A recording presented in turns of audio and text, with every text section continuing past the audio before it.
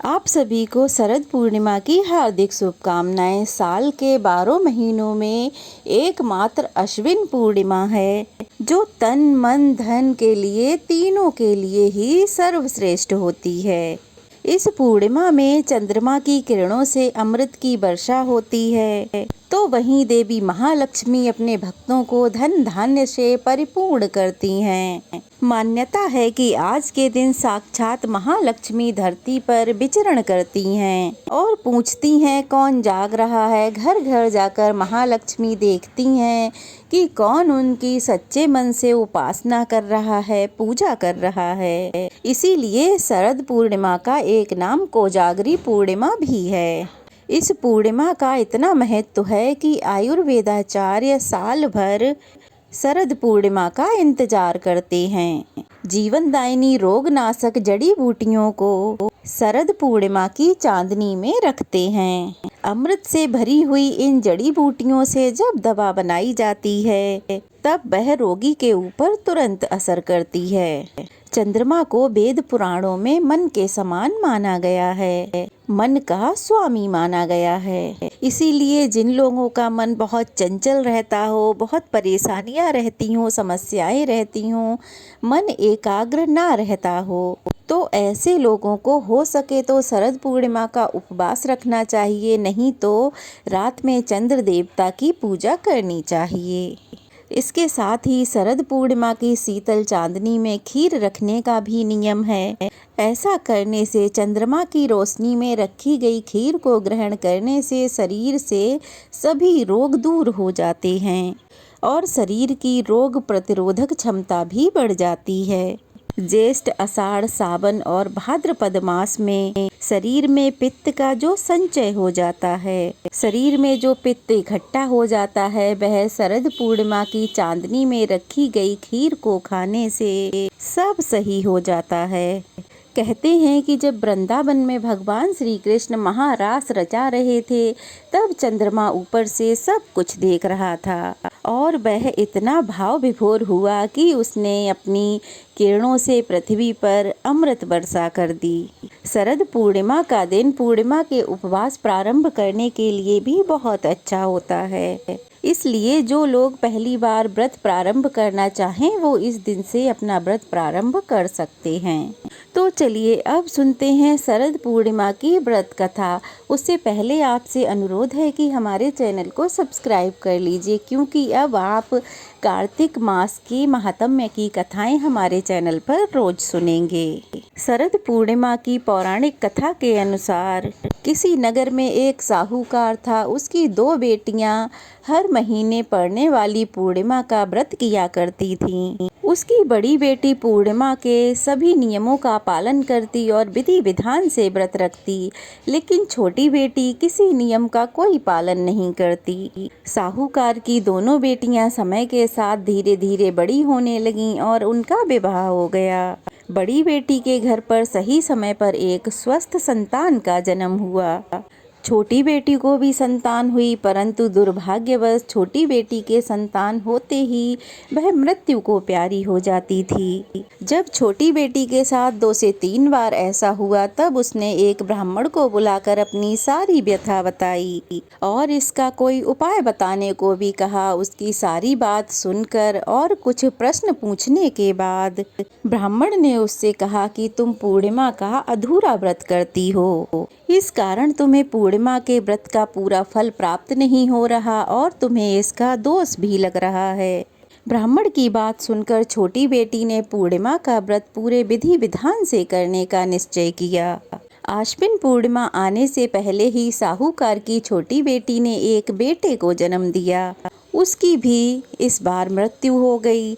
इस पर उसने अपने बेटे के शव को एक चौकी पर रखकर एक कपड़े से ढक दिया। जब उसकी बड़ी बहन आई तो उसने उसे उसी पीढ़े पे बैठने को कहा जिस पर उसने अपने मृत बालक का शव रखा था। बड़ी बहन जैसे ही उस पीढ़े पर बैठने को हुई तभी उसका घाघरा उस बच्चे के शव को छू गया।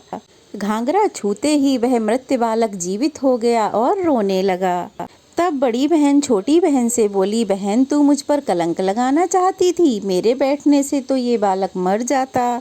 तब छोटी बहन बोली, बहन मैं तुझको क्या बताऊं, ये तो पहले से ही मृत था, तेरे पुण्य के कारण यह जीवित हो गया।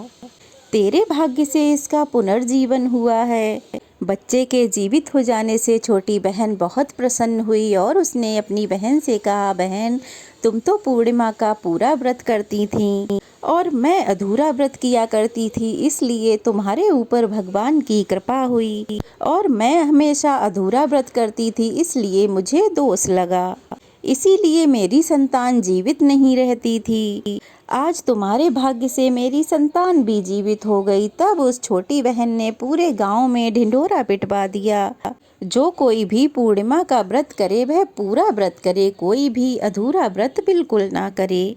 इस तरह छोटी बहन ने भी शरद पूर्णिमा से ही पूर्णिमा के व्रत का पूरे नियमों का पालन करते हुए व्रत प्रारंभ किया, जिसके प्रभाव से उसके पुण्य प्रताप से उसके बालक भी दीर्घायु होने लगे। आश्विन पूर्णिमा को शरद पूर्णिमा के रूप में तो जाना ही जाता है, लेकिन ब्रज क्षेत्र में शरद पूर्णिमा को रास पूर्णिमा भी कहा जाता है, क्योंकि ऐसी मान्यता है द्वापर युग में शरद पूर्णिमा की चांदनी रात में ही राधा रानी और गोपियों के साथ मिलकर भगवान श्री कृष्ण ने रास रचाया था।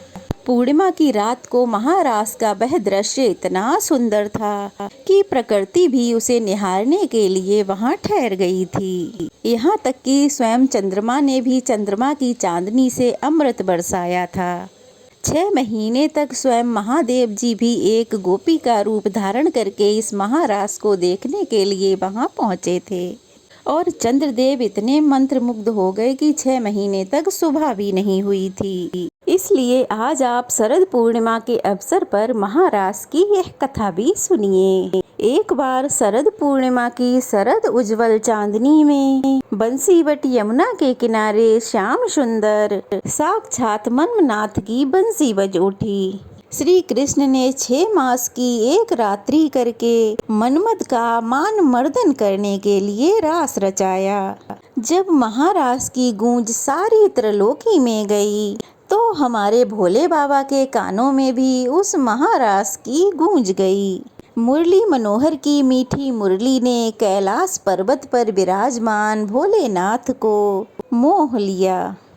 उनकी समाधि भंग हो गई। अब बाबा भोलेनाथ वृंदावन की ओर बिल्कुल बावरे होकर चल पड़े। उनकी तो बड़ी इच्छा थी कि वे स्वयं जाकर महारास देखें। पार्वती जी ने उन्हें रोकने का प्रयास किया, किंतु वे भी उन्हें रोक रोक कर मना कर हार गईं। किंतु त्रिपुरारी नहीं माने। भगवान श्री कृष्ण के परम भक्त श्री आसुरी मुनि, पार्वती जी, नंदी, श्री गणेश, कार्तिकेय जी सबके साथ भगवान शंकर वृंदावन के बंसी बट पर आ गए। अर्थात भगवान शिव वहां पर अपने पूरे परिवार के साथ पधार गए।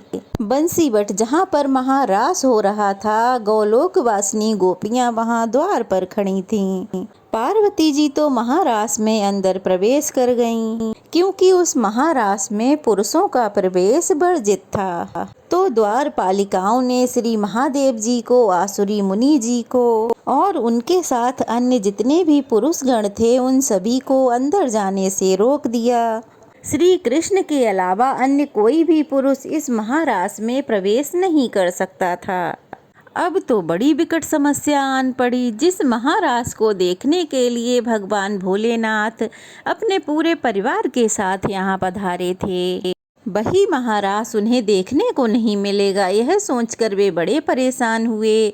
तब भोलेनाथ ने जो द्वार पर गोपियां खड़ी थीं उनसे कहा कि देवियों, हमें भी श्री राधा जी और कृष्ण जी की दर्शनों की इच्छा है, इसलिए आप हम पर तरस खाकर कोई ऐसा उपाय बताइए जिससे कि हम भी महारास के दर्शन पा सकें। तब वहाँ खड़ी गोपियाँ बोलीं, अगर आप महारास देखना चाहते हैं तो आप गोपी बन जाइए। मानसरोवर में स्नान करके गोपी का रूप धारण करके आप महारास आराम से देख सकते हैं। बस फिर क्या था, भगवान शिव अर्धनारीश्वर से पूरे नारी बन गए। श्री यमुना जी ने उनका षोडश श्रृंगार कर दिया। तो सुंदर बिंदी, चूड़ी, ओढ़नी और ऊपर से एक हाथ का घूंघट भी भगवान शिव का कर दिया।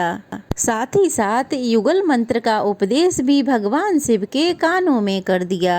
अब श्री शिव जी मोहनी वेश में मोहन की रास स्थली में गोपियों के मंडल में मिलकर अतृप्त नेत्रों से एकटक होकर विश्व रूप मोहन की माधुरी का एकटक पान करने लगे। उनके सामने साक्षात श्री कृष्ण विराजमान थे। नटवर वेशधारी श्री रास बिहारी रासेश्वरी रसमयी श्री राधा जी और गोपियों को नृत्य और रास करता देखकर नटराज भोलेनाथ भी स्वयं ताता थैया करने लगे। और बंसी बजैया मधुर मोहन ने तो ऐसी मधुर बंसी बजाई कि भोलेनाथ तो अपनी सुध बुध ही भूल गए। बनवारी से भला क्या छुपा है। इस तरह से भगवान भोलेनाथ श्री कृष्ण के साथ कुछ देर तक नाचते रहे, किंतु जब थोड़ा पास पहुँचे तो भगवान श्री कृष्ण बोले कि रास के बीच में थोड़ा हास परिहास भी हो जाए तो इस रास का आनंद 2 गुना हो जाए। भगवान बोले, अरे गोपियों, तुम तो मेरे साथ बहुत देर से नृत्य कर रही हो, लेकिन मैंने तुम्हारा चेहरा तो अब तक देखा ही नहीं, क्योंकि कुछ गोपियां तो यहाँ पर घूंघट में भी हैं। मुझे जरा उनका चेहरा तो देख लेने दो। सुनते ही गोपियां झट से बोल उठी, प्यारे, आपसे क्या छुपा है, आप देख लो हमारा चेहरा। लेकिन भगवान शंकर ने जब यह सुना तो भगवान शंकर तो परेशान हो गए। बोले, इस कन्हैया को रास के बीचों बीच यह क्या सूझ गया। अच्छा भला तो रास चल रहा था, मुखड़ा देखने की भला क्या जरूरत आन पड़ी। ऐसा वे मन में सोच रहे थे कि आज तो ये कन्हैया मेरी फजीहत ही कराने में तुला हुआ है। भगवान कृष्ण तो नटखट हैं, छलिया हैं, वे तो जानते थे यहाँ पर यह छद्म वेश में कौन आया हुआ है। तब भगवान श्री कृष्ण कहने लगे, गोपियों, तुम सब एक पंक्ति में खड़ी हो जाओ और मैं सबका बारी बारी से दर्शन करूंगा। यह सुनकर भगवान शिव को थोड़ी तसल्ली हुई। भगवान शिव चैन की सांस लेकर सोचने लगे, चलो अब तो काम बन गया। यहाँ महारास में तो लाखों करोड़ों गोपियाँ हैं और मैं इस पंक्ति के सबसे अंत में जाकर खड़ा हो जाऊंगा। कन्हैया तो मुंह देखते देखते थक जाएगा और मेरा नंबर ही नहीं आएगा। तब सारी गोपियां एक पंक्ति में खड़ी हो गईं और सबसे अंत में जाकर भगवान शिव खड़े हो गए। अब जब भगवान शिव पंक्ति के सबसे अंत में जाकर खड़े हो गए तो जो कन्हैया की दृष्टि अंत में पड़ी, अब कन्हैया तो कन्हैया है, बड़े नटखट और शरारती हैं। जब कन्हैया की दृष्टि पंक्ति के अंत में पड़ी तो कन्हैया कहने लगे, अब बारी इधर से नहीं उधर से शुरू होगी, यानी कि बारी हम अंत से शुरू करेंगे। अब भगवान शिव सोचने लगे, अरे मैं तो पंक्ति के अंत में खड़ा था, ये तो मेरा ही सबसे पहला नंबर आ जाएगा। अब असंख्य गोपियों के बीच में भगवान शिव सोचने लगे, चलो कोई दूसरा उपाय सोचता हूँ। यह सोचकर भगवान शिव गोपी के वेश में तो थे ही, लंबा घूंघट भी काढ़ रखा था, तो दौड़कर दूसरी ओर से जाने लगे। तब भगवान कृष्ण गोपियों से कहने लगे, अरे गोपियों, तुम परेशान मत हो, मैं सबका मुख देखूंगा, लेकिन पीछे खड़ी हुई गोपियों का मुख दर्शन तो मैं बाद में करूंगा। पहले मैं इस गोपी का मुंह देख लूं जो इतनी लाज शर्म कर रही है। अब तो जो भोलेनाथ ने यह सुना, सुनते ही वे तो दौड़ पड़े। अब कन्हैया भी कहाँ पीछा छोड़ने वाले थे, झट से दौड़ पड़े भोलेनाथ के पीछे। वो तो उस गोपी के पीछे भागे थे जो बहुत लाज शर्म कर रही थी। अब जैसे ही उन्होंने उस गोपी का घूंघट ऊपर किया तो कान्हा जी कहने लगे, आओ गोपेश्वर आओ, आपकी जय हो, बोलो गोपेश्वर महादेव की जय, शंकर भगवान की जय। श्री राधा और अन्य गोपियां महादेव के गोपीश्वर रूप को देखकर बड़ी दंग रह गईं। वहाँ पर खड़ी हुई सभी गोपियां भी हैरान रह गईं। तब भगवान श्री कृष्ण कहने लगे, राधे, ये कोई गोपी नहीं है, साक्षात भगवान भोलेनाथ हैं। हमारे महारास का दर्शन करने के लिए इन्होंने गोपी का यह छद्म रूप धारण किया है। तब श्री राधा कृष्ण ने हंसते हुए शिवजी से पूछा कि भगवान, आपने यह गोपी का वेश क्यों धारण किया? तब भगवान शिव कहने लगे, भगवान, आपकी ये रसमयी प्रेम महारास लीला देखने के लिए ही मैंने गोपी का रूप धारण किया है। इस पर प्रसन्न होकर श्री राधा जी ने महादेव जी से कोई वर मांगने को कहा। तब भोलेनाथ ने यह वर मांगा कि हम चाहते हैं यहाँ आप दोनों के श्री चरणों में सदा हमारा वास हो। आप लोगों के चरण कमलों के अलावा हम कहीं अन्यत्र वास करना नहीं चाहते। तब राधा रानी और श्री कृष्ण ने महादेव की यह इच्छा भी पूरी कर दी। इसके बाद तो इतना सुंदर महारास हुआ कि भगवान श्री कृष्ण ने तो कथक किया और शिव जी ने सुंदर तांडव नृत्य, जिसका वर्णन साक्षात महासरस्वती जी भी करना चाहें तो कभी नहीं कर सकती। इस महारास में खूब आनंद आया। भगवान श्री कृष्ण ने ब्रह्मा जी की एक रात्रि ले ली, लेकिन गोपियां इसे नहीं समझ पाईं। केवल गोपियों के प्रेम के कारण ही श्री कृष्ण ने उस रात्रि को बढ़ाकर इतना लंबा कर दिया था।